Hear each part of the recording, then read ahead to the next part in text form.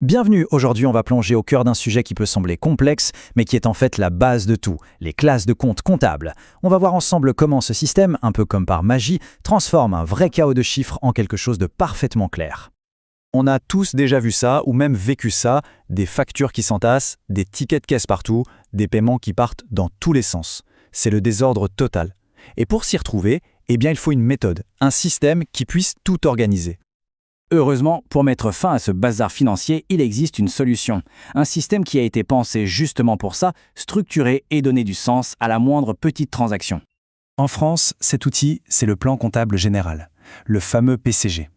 Alors non, ce n'est pas juste un gros manuel poussiéreux et ennuyeux. Il faut plutôt le voir comme une feuille de route, un système d'organisation vraiment brillant pour comprendre la santé financière d'une entreprise. Pour que ce soit plus simple à imaginer, on va prendre une analogie. La compta, c'est un peu comme une immense bibliothèque. Chaque information financière, chaque euro dépensé ou gagné a sa place bien à lui, sur la bonne étagère, dans le bon rayon. Le PCG, c'est tout simplement le plan de cette bibliothèque. Et comme dans toute bonne bibliothèque, celle-ci est divisée en grandes sections. En comptabilité, on appelle ça des classes. Chaque classe va regrouper des éléments qui se ressemblent, qui sont de la même famille. C'est vraiment la base de toute l'organisation. Il y a donc 7 classes principales. On peut les voir comme 7 grands tiroirs dans un meuble de classement. Ça va de la classe 1 pour les capitaux jusqu'à la classe 7 pour les produits. Chacune a un rôle bien précis et on va les explorer ensemble. Et là où ça devient vraiment intéressant, c'est que ces 7 classes ne sont pas juste une simple liste. En réalité, elles se séparent dans 2 grandes familles, 2 groupes bien distincts qui racontent chacun une partie de l'histoire de l'entreprise. 2 histoires différentes, mais qui se complètent parfaitement. Le tout premier groupe, qui va de la classe 1 à la classe 5, nous donne une sorte de photographie, un cliché à un instant T de tout ce que l'entreprise possède et doit. C'est ce qu'on appelle les comptes de bilan. Ce bilan, il met toujours 2 choses en balance. D'un côté, il y a l'actif, c'est tout ce que l'entreprise possède. Et de l'autre côté, il y a le passif. Ça explique comment ces possessions sont financées. En gros, ce sont les dettes et l'argent des propriétaires. Et la règle d'or, c'est que les 2 côtés doivent toujours être parfaitement à l'équilibre. Alors, regardons ces 5 classes de plus près. La classe 1, ce sont les capitaux, l'argent stable de l'entreprise, comme celui apporté par les fondateurs au début. La classe 2, ce sont les immobilisations, les biens qui restent longtemps, comme un ordinateur, un véhicule, une machine. La classe 3, facile, c'est les stocks, tout ce qui attend d'être vendu. La classe 4, les comptes de tiers, elle est super importante, c'est là qu'on suit les dettes envers les fournisseurs et les créances sur les clients. Et enfin, la classe 5, c'est la trésorerie, l'argent qui dispose là, tout de suite, sur le compte en banque. Allez, on passe au deuxième groupe. Si le bilan était une photo, les comptes de gestion, eux, ce serait le film. Le film de l'activité de l'entreprise sur une période donnée, en général sur une année entière. Et ce film, il commence avec la classe 6. La classe 6, c'est le tiroir de toutes les charges, c'est-à-dire toutes les dépenses qu'il faut faire pour que l'entreprise tourne.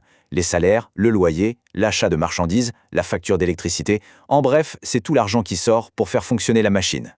Et bien sûr, en face des charges, on a besoin d'une autre classe. Logiquement, c'est la classe 7. Eh oui, ce sont les produits. C'est ici qu'on va enregistrer tout ce que l'entreprise gagne grâce à son travail. Les ventes, les services rendus, c'est toutes les rentrées d'argent. La distinction est donc hyper simple à comprendre. Les charges, ça appauvrit l'entreprise, ça fait sortir de l'argent. Les produits, au contraire, ça l'enrichit, ça fait rentrer de l'argent. Et la différence entre les deux, ça nous donne le résultat de l'année, un bénéfice ou une perte. Pour faire simple, la classe 6, c'est la facture d'électricité à payer. La classe 7, c'est la facture de vente qu'on encaisse. C'est vraiment le cœur du réacteur économique de l'entreprise qui est décrit ici. Bon, maintenant qu'on a toutes les pièces du puzzle, la grande question c'est comment tout ça s'emboîte. Comment ces 2 grands groupes de comptes travaillent ensemble pour nous donner une vision complète. C'est là que tout prend son sens. Les classes 1 à 5, la photo, permettent de construire le bilan, ce fameux portrait du patrimoine. Et les classes 6 et 7, le film, servent à monter le compte de résultat, qui nous raconte si l'entreprise a gagné ou perdu de l'argent pendant l'année. Au final, le but de toute cette organisation, ce n'est pas juste d'avoir des comptes bien rangés pour faire joli. Non, le vrai but, c'est de transformer des milliers de chiffres bruts en informations claires, puissantes et stratégiques pour prendre les bonnes décisions. Au fond, maîtriser cette logique des classes, c'est tout simplement apprendre à parler le langage des affaires. C'est la clé qui permet de déchiffrer la performance, les points forts et les faiblesses de n'importe quelle structure. Toute cette structure donne vie aux chiffres. Elle ne fait pas que classer, elle raconte une histoire. Et la vraie question à se poser, au bout du compte, c'est quelle histoire ces comptes-là nous racontent ?